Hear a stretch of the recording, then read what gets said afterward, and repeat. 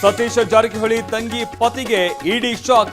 Bar licence, ಚಿನ್ನಾಭರಣ, ದಾಖಲೆಗಳು seize. 18 ಗಂಟೆಗೂ ಹೆಚ್ಚು ಕಾಲ ಶೋಧ. 100ಕ್ಕೂ ಹೆಚ್ಚು ಬೇನಾಮಿ ಬಾರ್ ಲೈಸೆನ್ಸ್, ಹವಾಲಾ ದಂಧೆಯಲ್ಲಿ ತೊಡಗಿದ್ರ ಮಂಜುನಾಥ್. ಇಡಿ ದಾಳಿ ಹಿಂದೆ ಅಕ್ರಮ ಹಣದ ವಾಸನೆ. ರಾಜಕೀಯದ ಉದ್ದೇಶನ? ದಾಳಿ ಹಕೀಕತ್ತೇನು? ಪುತ್ರನ ಮೇಲೆ ರೇಡ್ಗೆ ತಂದೆ ದೇವೇಂದ್ರಪ್ಪ ಗರಂ. ನಮ್ಮ ಮೇಲೂ ಆಗಬಹುದು ಎಂದ ಕೈ ನಾಯಕರು. ಕಾಂಗ್ರೆಸ್ ಜೆಡಿಎಸ್ ಮಧ್ಯೆ ಬಿಡದಿ ಸಂಘರ್ಷ ತೀವ್ರಗೊಂಡ ಪೋಸ್ಟರ್ ವಾರ್. ರೈತರಿಂದ ಮುಂದುವರಿದ ಹೋರಾಟ. ಅಮಿತ್ ಶಾ, ಮೋದಿ ಮೊಹಮ್ಮದ್ ಗಜನಿ ಇದ್ದಂತೆ ರಾಮ ಮಂದಿರದ ಹಣ ಲೂಟಿ ಹೊಡೆದಿದ್ದಾರೆ.